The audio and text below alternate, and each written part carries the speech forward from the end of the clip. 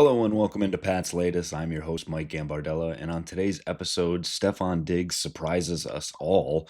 Drake May has a star turn, a defensive starter goes down for the Patriots, and we say goodbye to a future Patriots Hall of Famer.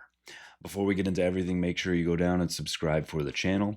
Get in the comments and let us know what you think about Stefon Diggs, Drake May, and everything else going on with the Patriots right now. Give us a like if you like what you hear, and make sure you go back and check out all of our old episodes to make sure you're caught up on everything New England Patriots. We start indeed with Stefon Diggs, as he had a shocker.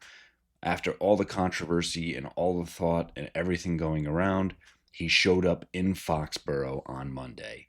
Not only did he show up at practice and was there with his helmet on, ready to go, looking spry, he did so without a knee brace. He is out there looking every bit the wide receiver one that the Patriots are looking for. Diggs had a pretty fantastic practice all around, and even though he is recovering and working more with Jalen Polk on the sideline, he was very engaged. He was actually giving pointers to the second year player. This is a guy that looked nothing like the past week of us talking about everything that's going on and the off field distractions. And apparently, a congratulations to him, as he and Cardi B are now Instagram official, for whatever that counts for. But as it comes to what takes part on the field, and I think that's what most important for Mike Vrabel. As long as the outside distractions don't become that distractions, everything else can seemingly be forgiven. So to see Stefon Diggs get back out there is exactly what Patriots fans and Patriots coaches wanted to see alike. And again, the fact that he's out there doing all of this without a knee brace and not looking hampered by that previous ACL tear at all shows very strongly. Additionally, Ian Rappaport did come out on Monday and say that the Patriots are not releasing Stefon Diggs, and I think that's obvious enough. And even though Scott Zolak had his report that it was potentially on the table, I think there's a lot of conjecture. As I've said the past couple days, I think this is one of those cases of not a lot going on in the NFL space, so everybody gets their own opinion about what's actually happening. Additionally, I think if there was no boat video, as we'll call it wouldn't matter that he shows up a week late for voluntary OTAs. Again, doesn't have to be there, but decides to come, whether it's a week late or not. Shows up, no knee brace, not hampered, looks spry, engaging teammates, is doing everything. I think this would be a star turn. Everyone would be talking about this is a steal. This is exactly what Drake May needs. So hopefully we can absolutely just get back to that moving forward.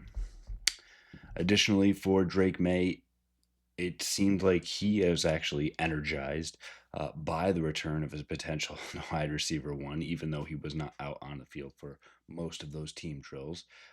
But Drake May had a great day on Monday, went 14 of 16 in those passing drills. And again, this is walkthroughs, this is helmets only, this is OTAs. There's no, full contact or anything like that, but it's great to see a second year player who is expected to have a true star turn, bounce back from maybe a couple rough practices to do exactly what you would like to see him to do. And maybe it helps when you know that, hey, I've got a guy that is at that all pro level, or at least has been recently. And it has a trickle down effect to everyone else. And Drake May needs that. He needs the talent around him to be able to get it done. He showed that not having anything, he's still able to whip up some magic and get some things done. But the fact that you're able to now put talent in front of him, whether that be on the offensive line or with the pass catchers as well. There was a great one on social media that you can go and look of Drake May to Travion Henderson, of just putting a little nice touch pass, comes over the shoulder for Travion Henderson, actually has the ball pop up off of his hands and chest and come back on the other side. And he actually flips around and catches it behind his back.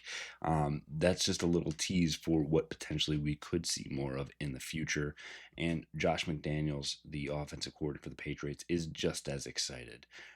Speaking more on Drake May, he said he's smart, he works really hard, and talked about his ability to kind of learn from mistakes as well. He said whether either you make a good play or we learn from the result, and that's a great way to look at it, where it's if you do something wrong, you learn from it. How can you do it better? Said sometimes as a coach, and no one wants to hear this, that the negative results can actually be your best teacher. So when you have those really tough days, as long as you understand that and how you can get better from it and actually make it work for you, there's a point for growth. And even though it might be bad, there's no such thing as a bad thing when you have a day at practice. You're practicing to get better and make these things work for you. McDaniels finished by saying the biggest key for us to go forward is when we learn from a mistake and go out there the next day and not repeat the same error.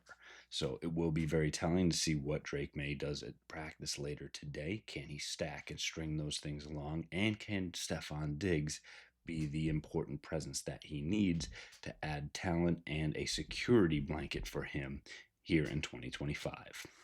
Unfortunately, in 2025, there has already been the injury bug here for the Patriots as linebacker Galani Tavi went down with a non-contact injury in practice on Monday. It was a scary scene indeed as practice was halted as he really went down in quite a sight. Teammates were shaken by it. Practice stopped. Music was off. Everybody's down on a knee. Helmets off. Was down for several minutes as doctors and trainers came to look at him and were focused mainly on that left leg. Um, the good news is, after some time, Tavai did get up. He struggled off, but did walk off the field.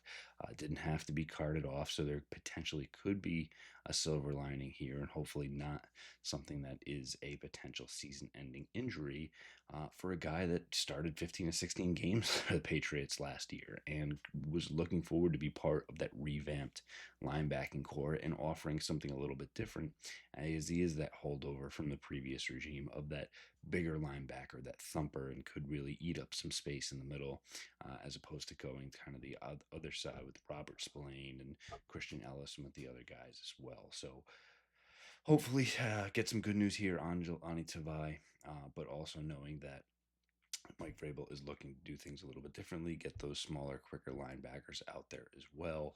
But definitely at the end of the day, don't want to see a talented player go down. So best of luck to Galani Tavi. And we finished today with a big time thank you to former 8-time captain David Andrews, the longtime center for the New England Patriots, who had a phenomenal career and one that probably never should have happened, to be quite honest. As an undrafted free agent, you don't normally get a 10-year career in the NFL, let alone become an 8-time captain and also win 2 Super Bowl trophies.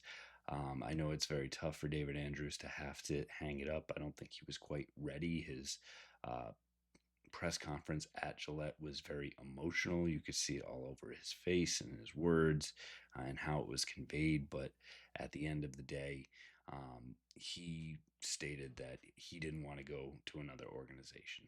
He wanted to finish it here, and he did.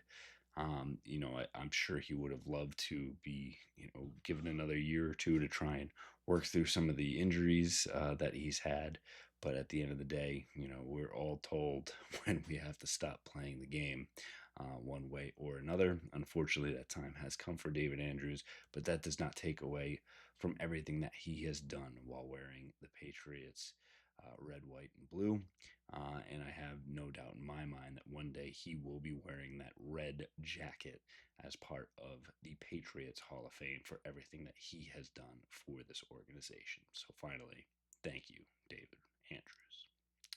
That'll do it for us here on this episode of Pat's Latest. Make sure, again, you get down and subscribe for our channel. Get in the comments and let us know if you think Stefon Diggs has turned the corner, understands what's going on, and is ready and eager to be part of this changing of the guard for the New England Patriots with Mike Vrabel and everyone else now in tow. Make sure you give us a like if you liked what you hear, and go back and check out all of our other episodes so you can stay up to date on everything going on with your New England Patriots as they start to wrap up OTAs. We'll continue to have it all right here for you. Fight on, Foxborough.